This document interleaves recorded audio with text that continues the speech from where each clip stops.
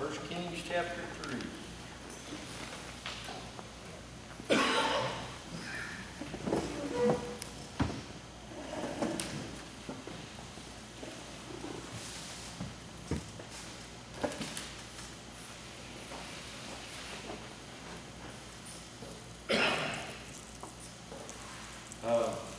As we begin, I got a question, and I'd like for you to raise your hand because I think Brad would just blurt it out if I just asked the question. How many of you know how many wives Solomon had? If you think you know the answer, you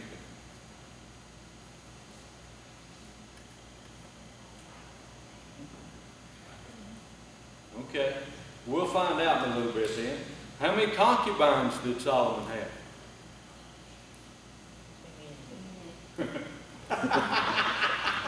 That's a pretty good answer. Too many is a pretty good answer. That's true. On both accounts, by the way. On both accounts. But we'll look at that in just a few minutes. I'll just go ahead and tell you. He had 700 wives. Think about that for a bit. He had 700 wives. I have a hard time keeping up with one. I bet they didn't get to go to Michael's. I would say you're right. I'd say they never went to Michael's. And 300 concubines. That's 1,000 women that Solomon had in his harem. So he was wisest man we know, though, right? Makes you wonder. But anyway, we're going to begin in 1 Kings chapter 3. I'm going to read verses 1 through 3 here. It says, And Solomon made affinity with Pharaoh, king of Egypt, and took Pharaoh's daughter, and brought her into the city of David until he had made an end of building his own house. And the Lord, and the house of the Lord, and the wall of Jerusalem round about.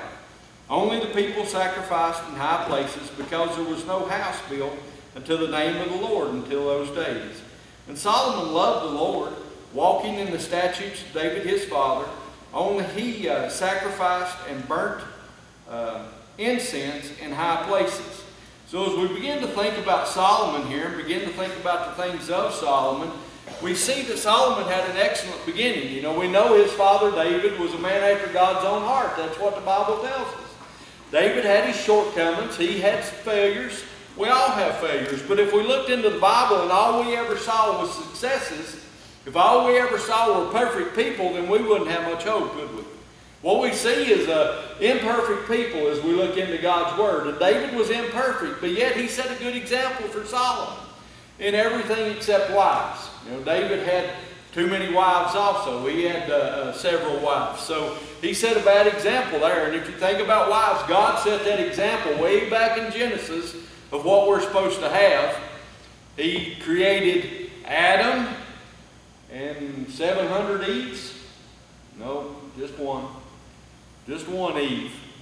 So God set the standard there. He created one man for one woman. And that's what the Bible teaches us, that that's the way it's supposed to be. But anyway, we see here that David had set a good example. We see Solomon here in the beginning. He had an excellent beginning. You know, we see Solomon as a man walking after God. He desired to do what God wanted. He desired to live for God. He desired to lead God's people in the manner that God desired him to lead. And it even went to the point to where God came to him and saw his desire, and he said, Solomon, what can I give you? You know, he asked him, he said, Solomon, what can I do for you? Now, if somebody came and said, you can have anything that your heart desires, anything that you want, we can only imagine what some of the requests would be, right? But Solomon, being a man after desiring to do what God had, being a man desiring to live for God, he said, I would like to have wisdom to discern between your people, to be able to judge your people, to be able to be the ruler that you desire me to be, is what he was saying. I want to be the best king that I could ever be for you. That's basically what Solomon was asking to be. And because he asked for this, because he asked for this wisdom, God said, well, I'm going to add to it. He said, I'm going to give you a long life. I'm going to give you riches and honor and wisdom and all those different things. He said, I'm going to give all those things to you because of what you've asked here. And Solomon, as we said, was a man walking after God. He sought to please God in all that he done and all that he did, and with his judgments and the way he carried himself and everything that he done. He desired to set an example for God and set an example before the people of Israel there. Set an example for this nation. He had a great desire to live for God. Had a great desire to do the things that God asked, and was seeking the wisdom that he needed to be able to lead Israel in the path that they should be going for God. He had a desire to build God a house. You know, as we read there, it said that they were worshiping and they were sacrificing in the high places. That's all they had. They'd build altars for God and they would go sacrifice in those places. They didn't have a house for God. They didn't have anywhere for God to dwell. And we know that Solomon built a temple for God, that he built a place for them to come and worship. And we know that that pleased God, because if you read through the story and read about Solomon here in the chapters that I'm going to skip, but anyway, if you read through those things, we can see that God was pleased, and he came into the temple, and it says that the folks had to leave. You know, the priests had to get out of there because God filled that place with his presence. He was pleased with the things that Solomon done. He was pleased with the way that Solomon carried himself, and he was pleased at Solomon's desire to live for and to follow him, to raise him up before the nation of Israel. God had blessed him because he had followed him wholeheartedly. He blessed him because of all those things. You know, we can read through Solomon and we can see that he became one of the richest. He became one of the best known. He became really well known throughout the world. God blessed him in all those things because of his desire to follow him.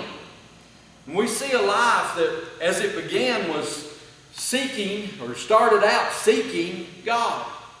We see a man that started out living for God.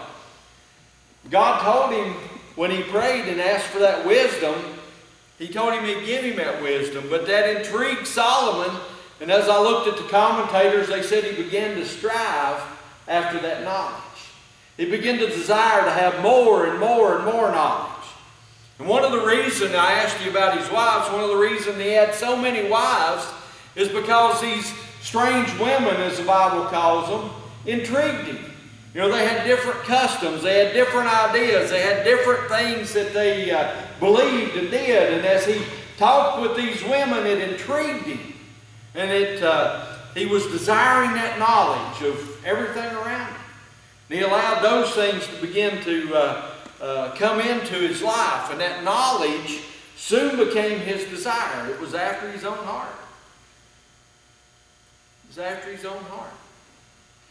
If you'll flip over with me to 1 Kings chapter 11. I'm going to begin reading in verse 1. It says, "But King Solomon loved many strange women." And we know in verse 3, or chapter 3 there, that he married Pharaoh's daughter. But now it says that Solomon loved many strange women, together with the daughter of Pharaoh, women of the Moabites, the Ammonites, the Edomites, Zidonians, and Hittites, of the nations concerning which the Lord said unto the children of Israel, "You shall not go into them, neither shall they come into you, for surely they will turn away your heart after their gods." And Solomon clave unto these in love. And he had 700 wives, princesses, and 300 concubines, and his wives turned away his heart. For it came to pass, when Solomon was old, that his wives turned away his heart after other gods. And his heart was not perfect with the Lord his God, as was the heart of David his father.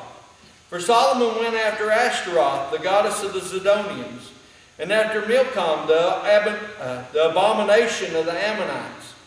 And Solomon did evil in the sight of the Lord, and went not fully after the Lord, as did David his father.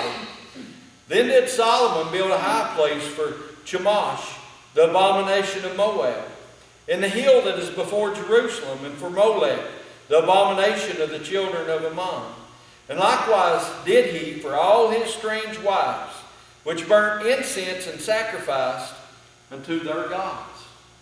So here we see a life that started out seeking God, but it tells us that Solomon did something that he shouldn't have. He had these 700 wives and 300 concubines, and it tells us that as he became old, his wives turned away his heart from following God. So what we see in Solomon's heart was his wives, and his wives began to turn his heart, right?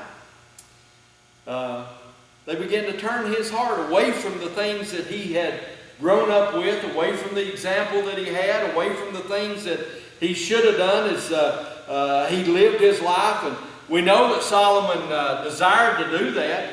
He was a man that desired to follow God, a man that desired to live for God, and yet now we find him in a position where it tells us here that he's setting up temples for all these strange gods.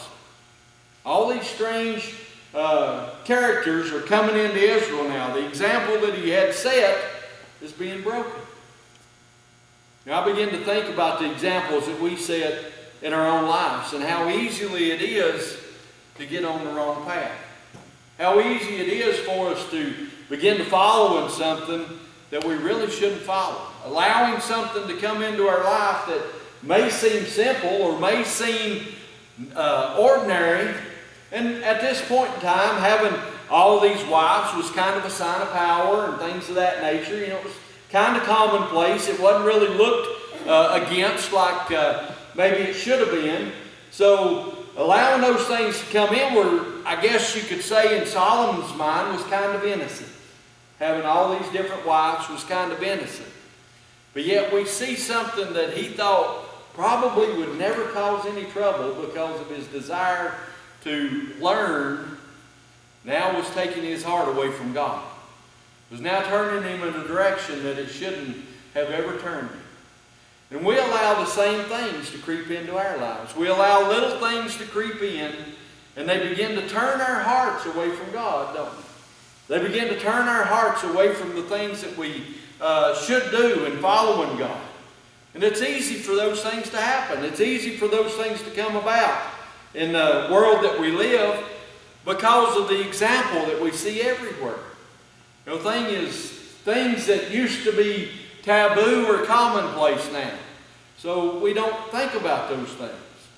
We don't think about that mindset too much.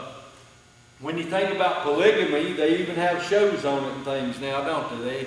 My Sister's Wife or whatever, my brother's, whatever the name of the things are, where they have multiple wives, and they're kind of promoting it. They're kind of putting it out there, trying to make it more popular. So we see that Solomon, a man after God's heart, a man desiring to live for God, was now living a life of disobedience, a life away from God. And he had to know, right? Solomon had to know that what he was doing was against God, because there in verse 2 of chapter 11 it tells us, of the nations concerning which the Lord said unto the children of Israel, you shall not go into them, neither shall they come into you, for surely they will turn away your heart after other gods. Solomon clave unto these in love. God had already warned them not to do this. It was a command from God for Israel not to intermarry with any of those folks that we see here Solomon intermarrying with. He told them not to have anything to do with the Moabites, the Ammonites, the Edomites, the Edomites, the Hittites. None of these folks. Solomon should have stayed away. So we see Solomon here break a commandment of God. This was directly at God. He broke God's commandments. How often do we in our lives break God's commandments? How often do we in our lives do things that would be considered against God or breaking God's commandments in our life? We would never tell a little fib, would we? Those things would never happen. We wouldn't do that. So we can now look back at God's commandments where he says, thou shalt not bear false witness. We would never break that. What about using his name in vain? You don't have to say what we would consider a dirty word, but just a byword. You can use his name in vain. What about having other gods before us? We would never do that, but we would never break that commandment, but yet sometimes we put other things before him. Instead of picking up his word and read it, maybe we turn on the TV and watch our favorite TV show. What did we choose? We chose the God in the box, didn't we, instead of the God in the Bible. We sometimes do those things and never really think about it, never really put it in perspective that we're doing the same thing Solomon did. May seem innocent, may seem normal for the times, may seem exactly in place, but yet begins to pull our hearts a little bit further and a little bit further away from God. We're not thinking about God. We're not striving to live for God. We're not desiring to further his kingdom and things of that nature. So we see Solomon here, right up front, he broke a commandment of God. He did something that he shouldn't have done. We also see that he broke a commandment from his father. In chapter 2, verses 2 and 3, David here says to him, I go the way of all the earth. Be thou strong therefore, and show thyself a man. And keep the charge of the Lord thy God, to walk in his ways, to keep his statutes and his commandments, and his judgments and his testimonies, as it is written in the law of Moses, that thou may prosper in all that thou doest, and whithersoever thou turnest thyself. So we see here that David told him to follow God in all that he done. And he not only broke God's commandment, he broke his father's commandment. He didn't do the things that his dad had told him he needed to do in life. And because of those things, we see Solomon here with a heart that's divided. I'm sure that he still had a desire to follow God, somewhat. You know, it's kind of half-hearted desire. But yet his wives had turned that other half into curiosity, or into whatever you want to say there, and he began to look at these other gods, began to see what all they were about, began to look at the things that they did and how they worshiped and how they sacrificed, and began to follow them. And the Bible here tells us that he built temples for all those, didn't he? So we know that if he built temples for his wives to worship in, that he had to bring in priests, didn't he? They put in all those temples so his wives could worship. So we see that he's doing things, bringing things in that shouldn't have been in Israel. It divided his heart. His heart was not right with God. His heart wasn't where it should have been with God. We sometimes find ourselves doing the same thing Solomon did, but never really looking at our heart. Never really noticing that our heart's divided. Never really noticing that we're only going about things half-hearted. You know, there's been times in my life when I have done things half-heartedly. I've just kind of went through the motions. And I kind of feel like that's probably what Solomon was doing. He knew from the time that he was growing up, he knew that he should be following God. And I kind of feel like he was probably going through the motions. He was probably still sacrificing in the temple. He was probably still doing the things that were tradition. He was just going through those motions. And yet his heart was chasing after, or wondering after, all those strange women, all those strange gods, all those strange things that had come into his life. That's the direction that his mind and his heart and his life was going.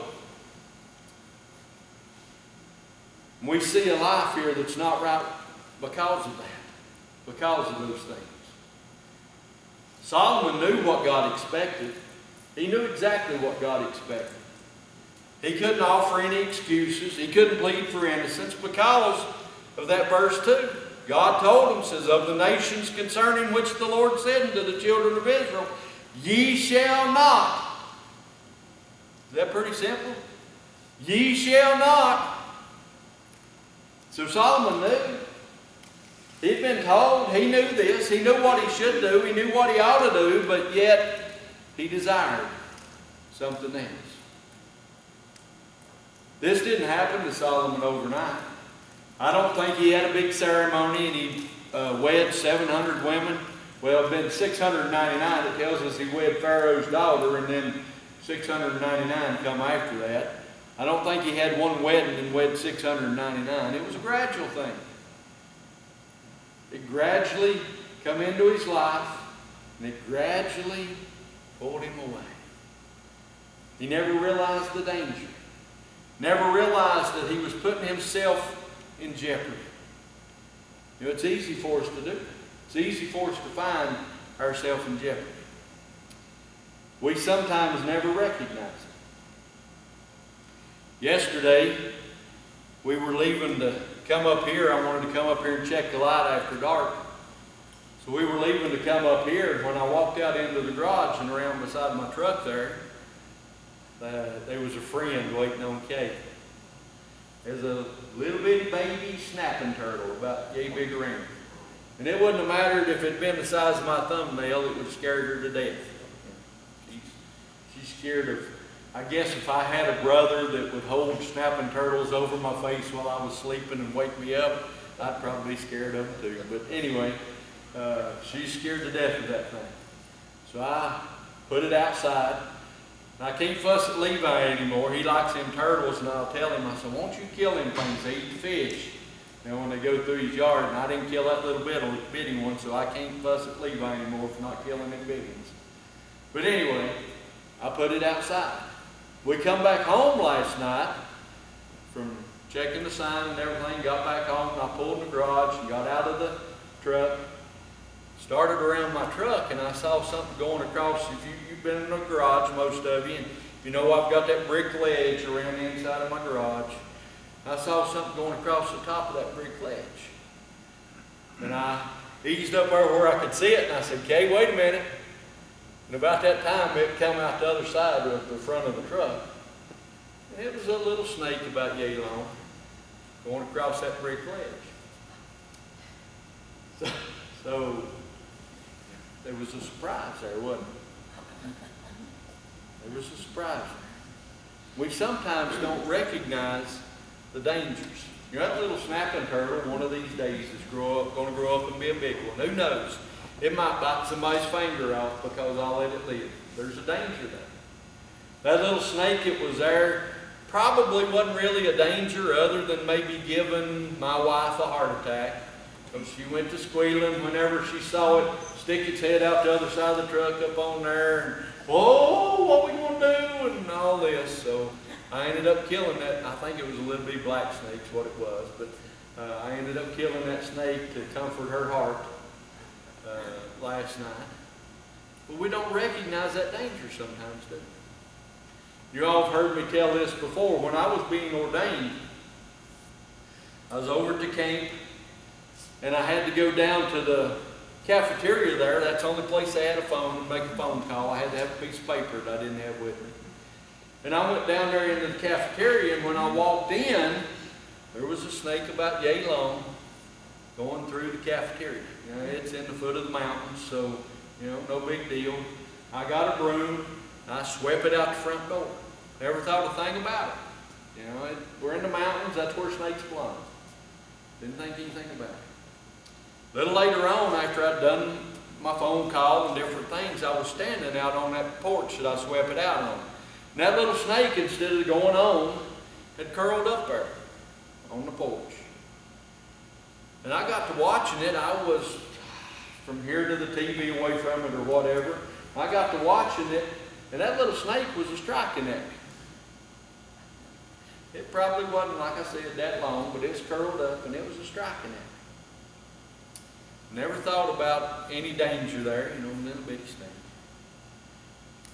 When all was said and done there and I started home, I got to thinking, you know, they released, I don't remember how many it was now, but it was dozens of rattlesnakes on that mountain, just like the week before, little bitty baby rattlesnakes. And I began to wonder, because of the way that thing was striking at me, you reckon that was a rattlesnake and I never recognized the danger that I was in? Never recognized the potential for that to harm me in some great way? And it's the same way a lot of times as we face that sin in the world that we live. It's all around us. It's striking at us just like that little bitty snake that I had striking at me on the porch there at the camp. Striking at us all the time. Sometimes we never recognize its nature. Sometimes we never recognize that it could cause us a life's worth of problems. Now, if that little bitty snake had bit me, I don't know if it was venomous enough to kill me like a big one right off. But I'll guarantee you it would have gradually caused me some problems. Might not have killed me, but there'd have probably been a spot, spot of flesh die. Wouldn't have happened instantly, but gradually those things would have happened, wouldn't it? It's the same with our lives. It's the same with Solomon here. As he put himself in a position where there was a danger there, it didn't kill him instantly. It didn't cause these problems instantly. It was a gradual thing in his life. Just like taking a big stone that's on top of the hill and getting it started rolling. What's it do? It's going to pick up speed as it goes, right? It's probably not going to stop till it hits the bottom. I heard a preacher once say that him and his brothers, when they first went through and started doing the roads, paving everything and putting tiles in and all that, they'd laid some concrete tiles out there at their house. Said him and his brother would roll those tiles to the top of the hill and they'd get in the tiles and ride them down. Said by the time they got to the bottom, boy, they was wishing it'd stop. Because it just kept getting faster and faster and faster. And that's the same way it is when we find out that we've done something that we shouldn't. We find out that we've been around sin or allowed sin into our lives. This gets faster and faster, don't it? With Solomon here, him allowing that sin into his life, it brought God's displeasure. In verse 9 there of chapter 11, it says, "And the Lord was angry with Solomon, because his heart was turned from the Lord, God of Israel, which had appeared to him twice." It tells us here that Solomon had been the man that he always should have been, following God, but now he finds himself in a place where the Lord was angry with him because he had been turned. It allowed his heart to be turned from the Lord. Can you imagine? Now, God had appeared to Solomon twice. The close relationship that they'd had, and now he finds himself in God's displeasure. Now, I've found myself in God's displeasure. I've found myself in places where we shouldn't have been. As probably most every one of you have. If I tell a little fib, my conscience bothers me. Therefore, I don't try to tell a little fib. I don't do that. One, because God tells me that I shouldn't. The other is because I can't remember what I told. Truth's a lot easier to remember. I can remember that. My conscience bothers me. If I do something that I shouldn't do, my conscience bothers me.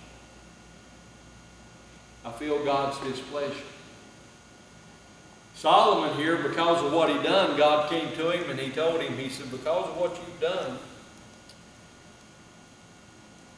there's going to be problems. There's going to be trouble. And he ended up that there was consequence. He ended up that all of Israel fell into some troubles.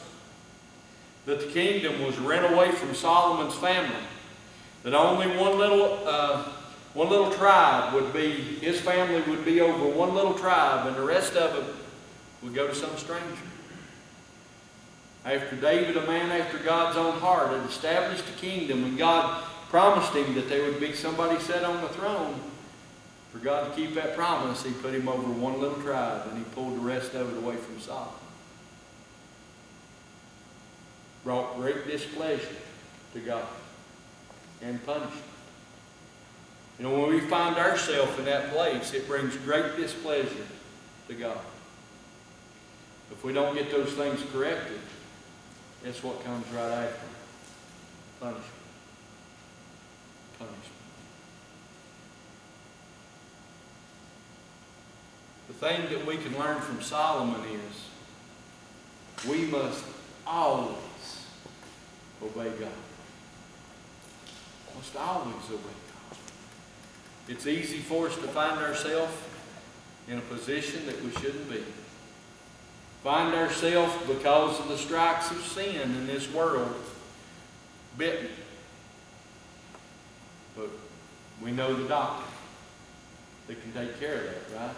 If we go running to that doctor, he can take care of those things and get it out of our lives. So I have to ask you this morning, where's your heart? Solomon's heart was in the right place to begin with, but it gradually moved away. Where's your heart this morning? Has it been moving away from God? Has it been moving away from the things that we should be doing for God, or the way we should be living for God? Or is it right there where it needs to be, steadfast, striving to live for God and do the things it should for God? Where's your heart this morning? If you would stand with me. Page 602.